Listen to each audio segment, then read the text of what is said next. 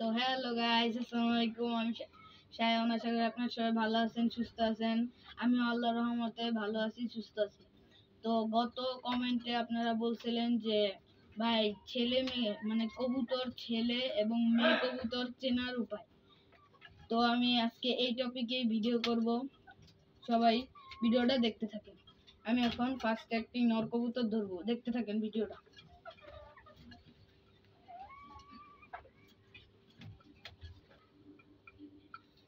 তো এই যে আমি এখন একটি মাদি কবুতর ধরছি।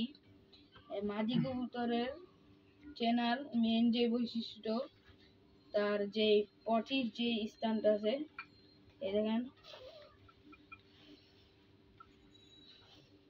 এখানে যদি আমরা লক্ষ্য করি দেখবেন যে ওর এই জায়গাটা ফু দিলেই এই যে দেখা যাচ্ছে মলদারি, এটাকে বলে মলদারি। এই মলদারিটা এই যে এরকম কিন্তু দেখা যাবে।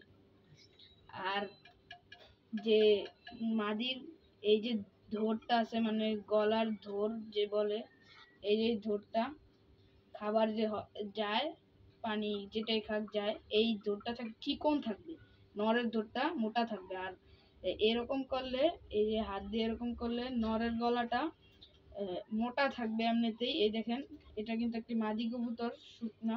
দেখেন গলাটা চিকন আর নরের গলাটা থাকবে মোটা। তারপরে ওর এই যে নিচে এই যে বুকের এই যে বুকটা আছে, এই বুকের সোজা এই সোজায় দুইটা হাড় থাকে। মাদি কবুতর দুইটা হাড় থাকে। এই হাড়ের মাঝখানে যদি একটি আঙ্গুল দেন, দেখবেন এই এই কাটাগুলো এরকম খুলে গেছে। আর নরের ক্ষেত্রে দেখবেন এই খুলে নেই। আর মাদির এখানে একটি আঙ্গুল দিলে খুলে যাবে। এটা দেখলে আপনারা বুঝতে পারবেন এটা একটি মাদি কবুতর। তারপরে আবার অনেকেই বলে যে এরকম করলে মাদি কবুতর চেনা যায় নর কবুতর। এই যে মাদি কবুতর এইভাবে ছুঁয়ে দিলে আর নাড়াচাড়া, মাদি কবুতর উড়াল দেয় কিন্তু নর কবুতর উড়ে না। এই যে উড়াল দিছে। তো আমি এখন একটি নর কবুতর দেখাবো, দেখতে। তো এই যে আমি এখন একটি নর কবুতর নিছি। এই একটি নর কবুতর। নর কবুতরের যদি মলদার দেখাই, আমি মলদার মানে অনেক ঢাকা থাকবে পশমে, মলদার দেখা যাবে না সহজে। মাঝির যেইভাবে দেখা গেছে নরের কিন্তু দেখা যাবে না। তারপরে হাড়ের বিষয়ে যদি আসি, এই যে হাড়টা ওর এই হাড়ের এই জায়গাটা আঙ্গুল দিলে কিন্তু গ্যাপ হবে না, ওরটা এরকম লাগানোই থাকবে। ওটা এই যে আঙ্গুল দিলে গ্যাপ হবে না। আবার নর নর সাইজে এমনিতে অনেক বড়ই হয় মাদি থেকে। আবার অনেক মাদি আছে যে যে বড় মাদিও আছে, ওইগুলা আপনারা এই বৈশিষ্ট্যগুলো দেখে চিনবেন।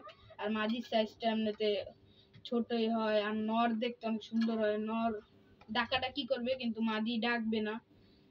ওদের একটি ডাক দেয়, ওরা ওই ডাকটা দিবে না। মাদি ডাকলেও মাদিও কিন্তু ডাকে। মাদি ডাকলে এক জায়গায় দাঁড়ায় ডাকবে, কিন্তু নর ঘুরে ঘুরে ডাকবে মাদিকে ইমপ্রেস করার জন্য। আর নরের এই গলাটা দেখেন কত মোটা, ওই মাদিটা থেকে দেখেন নরটা কত মোটা গলাটা। আর ঠোঁটটা অনেক মোটা হবে। এই যে আপনারা ধরলেই বুঝতে পারবেন গলার ঠোঁটটা অনেক মোটা। আমি ধরছি, বুঝতেছি। তারপরে আমরা যদি এই যে এইভাবে নরটা এইভাবে ধরে রাখি, ও কিন্তু কোনো নাড়াচাড়া করবে না। মাদিটা যেইভাবে উড়াল দিয়ে চলে গেছে, কিন্তু কিন্তু নর এই যে আমার হাতে একটু ব্যথা পেয়েছে, এই জন্য চলে গেছে। এই যে নটটা ধরে আনছি, একটু আগে ব্যথা পাইছি দেখে এই জন্য গেছে চোখে। আমি উল্টা করে ধরছি, আমি এরকম ভাবে দেখি না। আমাকে একটি ভাই বলছিল এটাও হয় যে মাদি চলে যায় নর যায় না। আর যদি এই যে চোখ, এই চোখটা দেখেন, নরের চোখের এই বৃত্ত আকৃতি থাকবে, গোল একদম। আর মাদি একটু মনে করেন বৃত্ত টাইপের, একটু এদিকে টান দিয়ে আবার গোল হবে, এরকম থাকবে চোখটা। এরকম থাকলে বুঝবেন যে এটা একটা নর কবুতর। তাহলে আমি মনে করি আমার এই ভিডিওটা যদি কেউ দেখেন, শিখে থাকলে আমার একটা লাইক দিবেন, কমেন্ট করবেন। তো আজকের ভিডিও এই পর্যন্ত আসলো। সবাই ভালো থাকবেন, সুস্থ থাকবেন। আল্লাহ হাফেজ।